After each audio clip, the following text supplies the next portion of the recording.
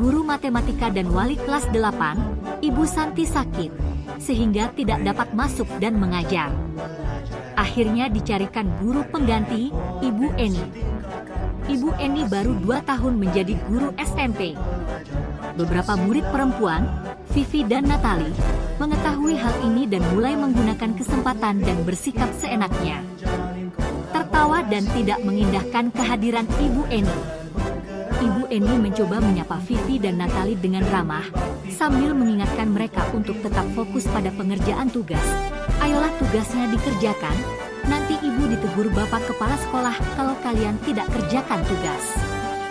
Tolong bantu ibu ya. Namun Vivi dan Natali malah jadi tertawa, ah ibu, santai saja bu. Mereka tetap tidak mengerjakan tugas dan malah mengobrol.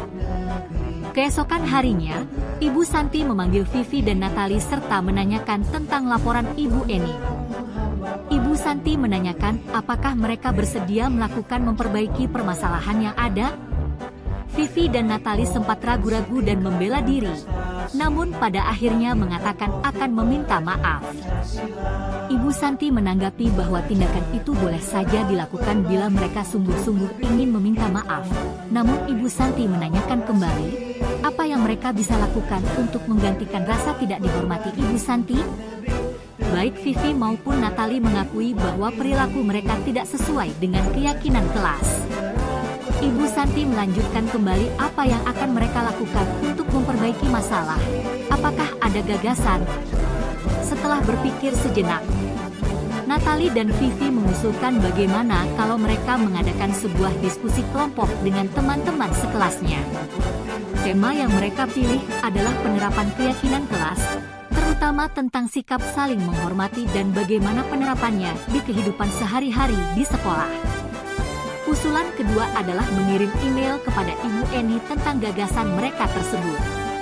Mereka pun memberitahu Ibu Eni bahwa mereka telah memberitahu kepala sekolah, Pak Hasan, bila lain waktu ada ketiadaan guru, maka mereka akan mengusulkan Ibu Eni sebagai guru pengganti.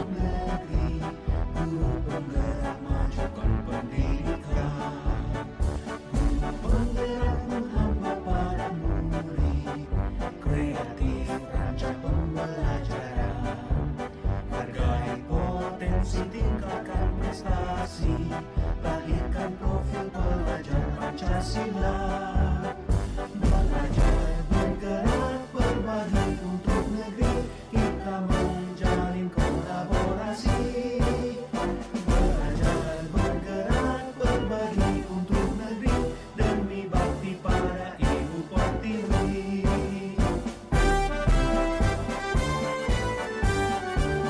Sabrina hari itu bangun terlambat, dan terburu-buru sampai di sekolah. Dia pun akhirnya sampai di gerbang sekolah, tapi baru menyadari kalau tidak menggunakan sepatu hitam seperti tertera di peraturan sekolah. Di depan pintu kelas, Bapak Lukman memperhatikan sepatu Sabrina yang berwarna coklat.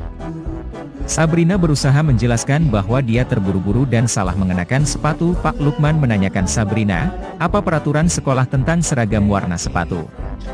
Sabrina menjawab sudah mengetahui sepatu harus berwarna hitam, namun terburu-buru dan salah mengenakan sepatu, selain tidak mungkin kembali pulang karena rumahnya jauh sekali. Pak Lukman tetap bersikeras pada peraturan yang berlaku dan mengatakan, ya sudah, kamu sudah melanggar peraturan sekolah. Kamu salah. Sudah terlambat, salah pula warna sepatunya. Segera buka sepatumu kalau tidak bisa mengenakan warna sepatu sesuai peraturan. Sabrina meminta maaf dan memohon kembali kepada Pak Lukman agar tetap dapat mengenakan sepatunya dan berjanji tidak akan mengulang kesalahannya. Namun Pak Lukman tidak mau tahu, tidak. Kamu telah melanggar peraturan sekolah, kalau tidak sanggup ambil sepatu di rumah atau diantarkan sepatu ke sekolah, ya sudah kamu tidak bersepatu saja seharian di sekolah.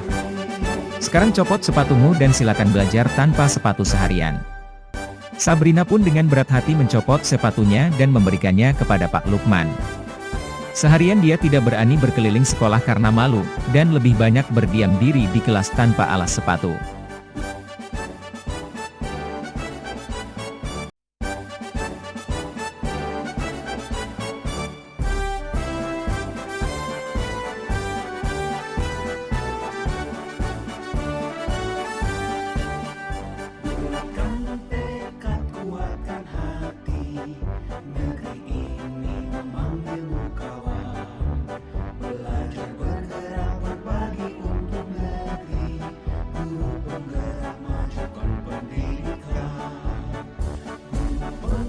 Ibu Dani sedang menjelaskan pelajaran bahasa Inggris di papan tulis, namun beliau memperhatikan bahwa Fajar malah tidur-tiduran dan tampak acuh tak acuh pada pelajarannya.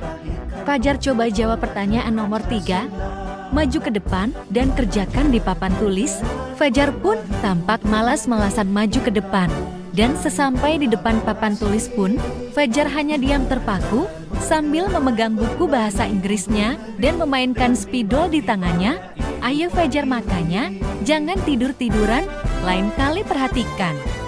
Sudah sana, duduk kembali. Kira-kira siapa yang bisa? Fajar pun kembali duduk di bangkunya. Hal seperti ini sudah sering kali terjadi pada Fajar, seperti tidak memperhatikan. Acuh tak acuh dan nilai-nilainya pun tidak terlalu baik untuk pelajaran bahasa Inggris pada saat ditegur oleh Ibu Dani. Fajar hanya menjawab, "Tidak tahu, Bu." Ibu Dani pun menjawab lirih, "Gimana kamu Fajar? Kamu tidak kasihan sama ibu ya? Ibu sudah capek-capek mengajarkan kamu, tidak kasihan sama ibu." Dan Fajar pun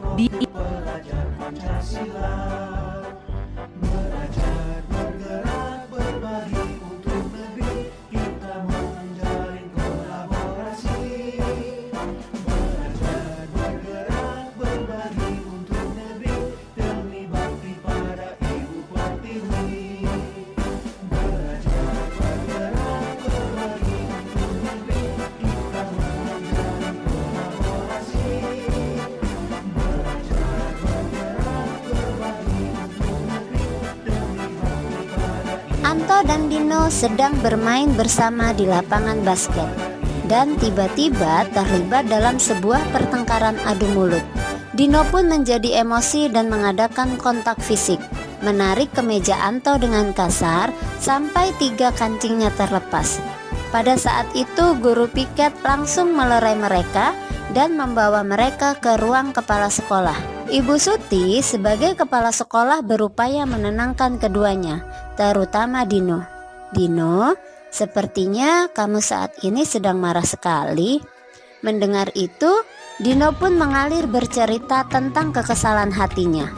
Ibu Suti pun melanjutkan bahwa membuat kesalahan adalah hal yang manusiawi dan bahwa mempertahankan diri adalah hal yang penting. Namun meminta Dino memikirkan cara lain yang mungkin lebih efektif, karena saat ini Dino berada di ruang kepala sekolah.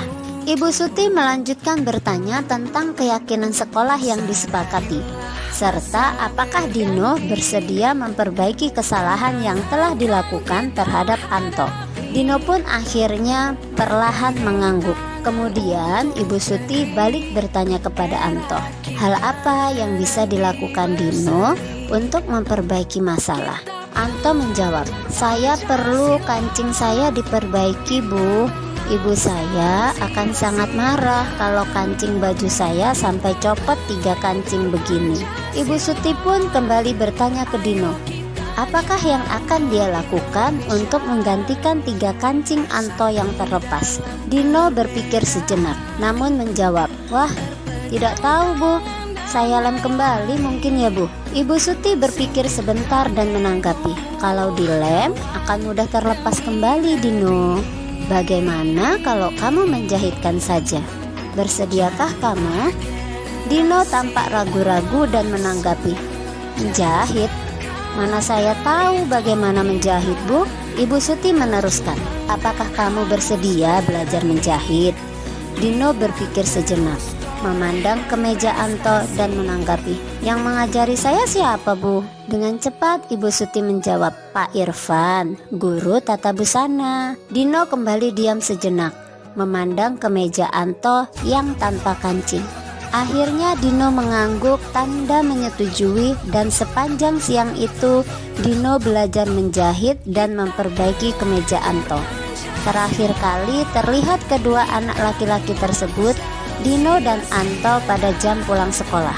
Mereka sudah bercengkrama dan bersenda gurau kembali.